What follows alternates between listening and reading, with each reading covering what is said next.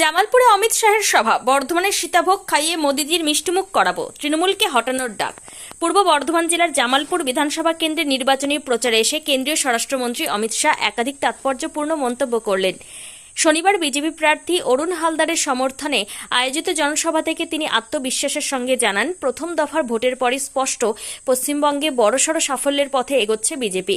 সভামঞ্চ থেকে বক্তব্য রাখতে গিয়ে অমিত শাহ বলেন, আমি প্রতিশ্রুতি দিচ্ছি 4 মে বর্ধমানের সীতাভোগ খাইয়ে মোদিজির মিষ্টিমুখ করাবো। তার এই মন্তব্যে রাজনৈতিক বার্তার পাশাপাশি স্থানীয় সংস্কৃতিরও উল্লেখ উঠে আসে। তিনি দাবি করেন, প্রথম দফার নির্বাচনে বিজেপি 110টির বেশি আসনে জয়লাভ করবে এবং তৃণমূল কংগ্রেসকে সরিয়ে রাজ্যে পদ্মফুলের সরকার গঠন হবে। কেন্দ্রীয় স্বরাষ্ট্রমন্ত্রী আরও বলেন, বিজেপি ক্ষমতায় এলে রাজ্যের মহিলাদের আর্থিকভাবে স্বনির্ভর করতে প্রত্যেকের ব্যাংক অ্যাকাউন্টে মাসিক 3,000 টাকা করে দেওয়া হবে। পাশাপাশি তিনি অনুপ্রবেশের বিষয়টিকে বড় ইস্যু হিসেবে তুলে ধরে কড়া হুঁশিয়ারি দেন। 5 তারিখের পর বাংলায় অনুপ্রবেশকারীদের বিরুদ্ধে কড়া পদক্ষেপ নেওয়া হবে। মতুয়া সম্প্রদায়ের প্রসঙ্গ টেনে অমিত শাহ অভিযোগ করেন, বর্তমান রাজ্য সরকার তাদের ভয় দেখাচ্ছে। তিনি আশ্বাস দিয়ে বলেন, আমাদের প্রাণ থাকতে মতুয়াদের কোনো ক্ষতি হতে দেব না। একই সঙ্গে রাজ্যের শিল্প পরিস্থিতি নিয়েও সরব হন তিনি। দাবি করেন, গত কয়েক বছরে প্রায় 7,000 কারখানা বাংলা ছেড়ে অন্য রাজ্যে চলে গেছে। বিজেপি সরকার গঠিত হলে 2 বছরের মধ্যে সেই শিল্প ফের রাজ্যে এনে যুবকদের কর্মসংস্থানের সুযোগ তৈরি করা হবে। সমগ্র বক্তব্য জুড়ে তৃণমূল সরকার তীব্র সমালোচনা করে অমিত শাহ স্পষ্ট বার্তা দেন, এই নির্বাচনে পরিবর্তন অসম্ভাব্য এবং পশ্চিমবঙ্গে নতুন সরকার গড়তে প্রস্তুত বিজেপি। कमल फूल पर बटन दबाएंगे, मोदी जी के हाथ मजबूत करेंगे। तो मेरे साथ दोनों हाथ उठाओ, जरा उठाओ दोनों हाथ, विजय के संकल्प की मुट्ठी बीचो और प्रचंड आवाज से बोलो, जय श्री राम, जय जय श्री राम, भारत माता की वंदे वंदे वंदे।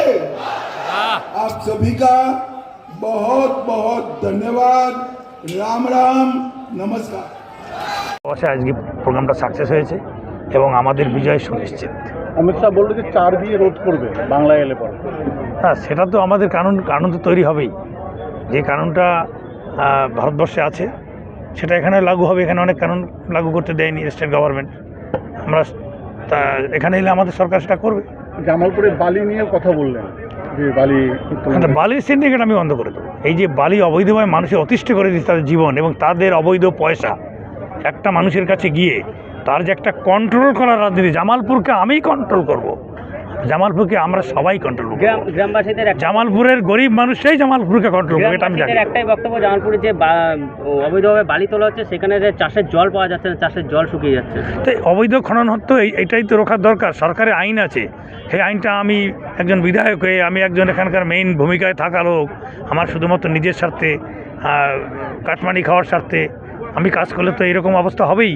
তো সেখান থেকে আমাদের বাঁচার রাস্তা একটাই, পরিবর্তন করলেই এখানকার মানুষ সুশাসন পাবে, এখানে মানুষের আশা পূর্ণ হবে। আমি অভিষেক বন্দ্যোপাধ্যায় বলেছিলেন আগের দিন যে আপনি ছিলেন সংখ্যালঘু সেলের একজন দায়িত্বে ছিলেন। সংখ্যালঘু নয়, আমি ছিলাম এসসি কমিশন, তপশিলি কমিশন, ভারতবর্ষের কনস্টিটিউশনাল।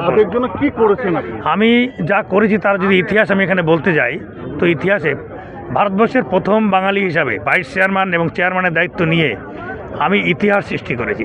একটা ঘটনা বলতে পারি, হাইকোর্টের ডিভিশন বেঞ্চের বাদ দেওয়া কেস, যে ডিভিশন বেঞ্চ একটা ছেলের রিজার্ভ ব্যাংকের লোকের চাকরি চলে গেছে, সেই 6 বছর চাকরি চলে যাওয়া ছেলেটিকে আমি 2টো হেয়ারিং করে রিজার্ভ ব্যাংকের গভর্নর, ডেপুটি গভর্নর তাদেরকে ডেকে সেই 7 বছর চাকরি ছেলে যাওয়া ছেলেটাকে আমি চাকরিতে জয়েন করেছি, ইতিহাস করেছি।